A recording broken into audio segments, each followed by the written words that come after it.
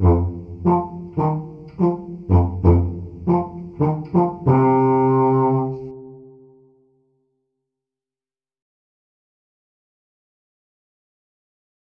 steal or not to steal? That is the question. According to Merriam-Webster, to plagiarize is to steal and pass off the ideas or words of another as one's own. Another definition of plagiarize is to use another's production without crediting the source. While intentional plagiarism is a problem, we're going to focus on unintentional plagiarism. While it may seem improbable that someone could steal by accident, it can happen quite easily with writing. First, I want you to take a look at some passages that are going to come on your screen and decide for yourself which ones need a citation. Depression affects 1 in 10 adults in the United States. Does this sentence need a citation? What about this sentence? All raw chicken should be cooked to an internal temperature of at least 165 degrees. How about this one? It felt like it was at least 90 degrees outside yesterday. If you are keeping score, the first 2 sentences did, in fact, need a citation. The last sentence, because it was an opinion of an individual, did not need a citation. A good rule of thumb for determining if you need to cite a source is to ask yourself these simple questions. Number 1, how do I know this information?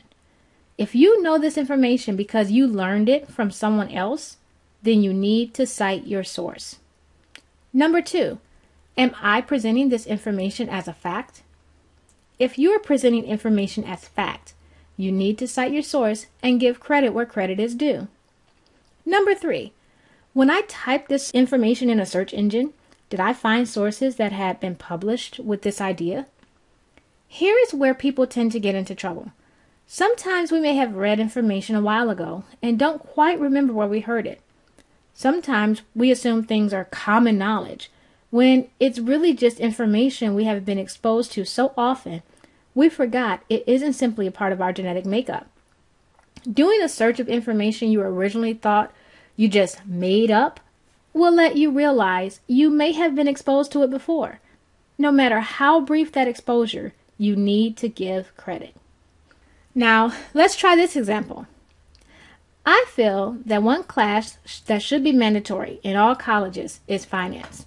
This is due to the fact that in 2011 alone, the average student loan debt was over $21,000. Do I need a citation? I was giving my opinion, so do I need a citation? The answer is yes, because although I gave an opinion statement, the opinion was grounded in a fact produced by someone else. How about one more example for good measure? I have often felt the first Shakespeare play one should encounter is The Comedy of Errors. This play, while short, is filled with the most interesting characters, my favorite being Dromio of Ephesus, who has the first encounter of mistaken identity. Do I need to cite a source? Here is a common question people ask. Do they need to cite a source when they're putting information in their own words? The answer is yes. I need to cite Shakespeare source. I need to let people know when it was written and where they can find it. So yes, I need to provide a source for that. Even though it was influenced by my opinion, it was still my opinion that was grounded in a fact, the character from the play. Although you are paraphrasing information, you are still using knowledge you gained from the work of someone else. Even if you are evaluating, critiquing, or discounting the work of someone else, you need to cite the information you got from that individual.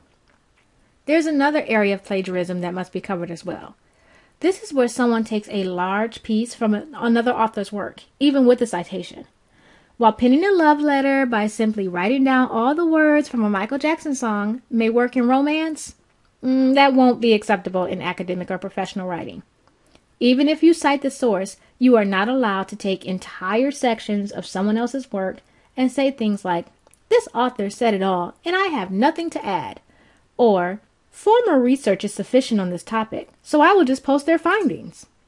If you find yourself writing a paper and there is nothing left for you to add, you need to choose another topic. A paper submitted to most professors containing large chunks of cut and pasted material will be considered a work of plagiarism. Make sure you are adding something novel to the papers you're writing. So, what we have learned is that to plagiarize is to steal or pass off the work of others as your own, to not give credit where credit is due. While some acts of plagiarism are intentional, others are not intentional. Whether or not that plagiarism is intentional is still considered a big issue in academia, and it is up to you, the author, to avoid it. If you don't know whether or not you are presenting information that needs to be cited, consider how you know that information. Even when citing a source, using large chunks of words of other individuals is still considered plagiarism. If you don't feel you have anything to add to a paper or a writing that hasn't already been said by someone else, you may need to find a new topic. Remember, plagiarism is a serious charge that has some pretty stiff consequences. It is your responsibility as the author to avoid plagiarizing other people's work.